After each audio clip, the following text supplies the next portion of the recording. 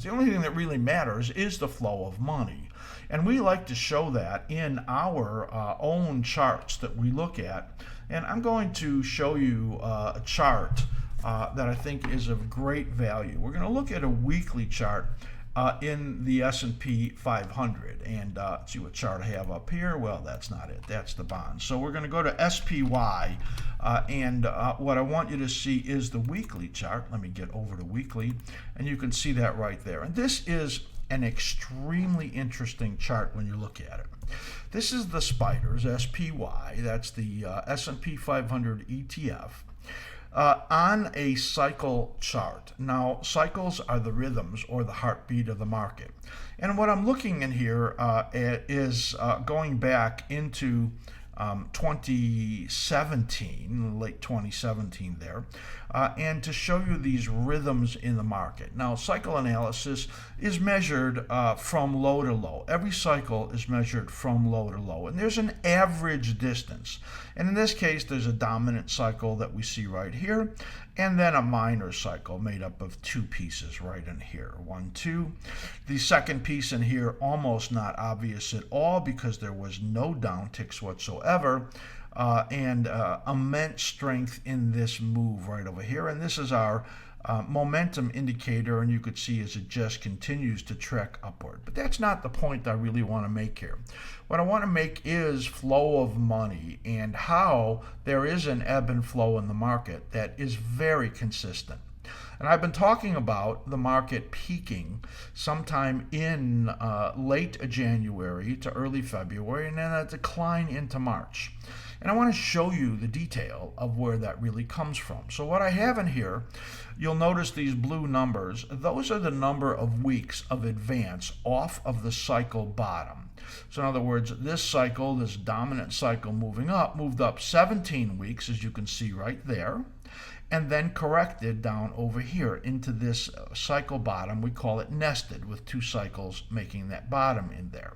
So that rallied 17 weeks and then corrected about 4 weeks. And this is about an average of about 20, 21, 22 weeks in each of these cycles. So this is what's important. We're going to look at the number of weeks to each cycle peak and then the percentage of declines in the corrections. Now, when you have severe corrections, they peak early. As you could see, this cycle peaked after only 12 weeks of advance. And you could see this was a 19-week peak way over here. 12 weeks, 17 weeks, 16 weeks. And this advance so far is 15 weeks. You can see that right there. So nothing that extraordinary when you look at it. A 15-week rally without basically a downtick. This one, a 17-week rally without basically a downtick. You had one little down week there and one little down week here that couldn't even stay down. You could see that, and it kind of made the middle cycle. So what we're looking at now is the coming correction. Now, why would I be so confident about a coming correction? Well, each one of these, as it shows in these yellow corrective zones, had declines. So it made a 19-week peak. It fell for a few weeks. 12% was that decline. This one, a very modest 4.2% after a 16-week peak. This was a huge 23% drop. That was a mini bear market that occurred there as we got that low in 2018 with the big decline in December. This one, a 6.7% decline there, a 6% decline right over here, and each of these making these final 3-4 weeks that you could see right over here in these corrective phases. We have not yet entered the corrective phase in this one, and that is coming very soon. So we highly expect that there will be a correction. The estimate is 5 to 6% decline into March, based on this extremely consistent ebb and flow of the market. That is the rhythms of the market. And you could see we're still in a strong upward trend right in here. And that won't change with just this modest 5 to 6% drop.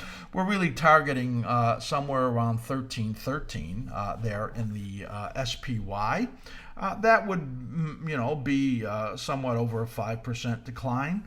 When you get there, it could get to the next support zone a little bit deeper down there, and that would probably take it down to around somewhere around 305, and that would be maybe a 7% or 8% drop. So we're expecting that kind of a decline and then a rally back, and then actually we're looking for a bigger decline out into June in that next declining phase, which is not on the chart right now.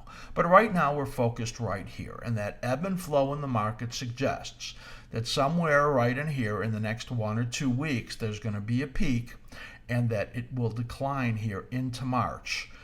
Right there, it may be late February, it might be mid-March, depending on how the variance changes in there.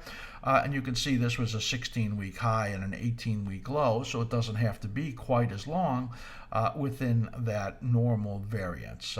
And also important to note that every one of these cycles, every single one, hits the 34-week simple moving average, which right now you can see rising pretty sharply and coming up into this time frame right at about the same place. So somewhere between 1313, 1305 is the likelihood of a pretty good decline in the SPY. 5, 6, 7% is what we expect to happen. So I hope that was really clear to you. You get a good sense for cycle analysis. You can learn about cycle analysis by going to askSlim.com and go to the cycle analysis workshop page, and there's a little informational video in there about our workshop, and I think you'll find it interesting.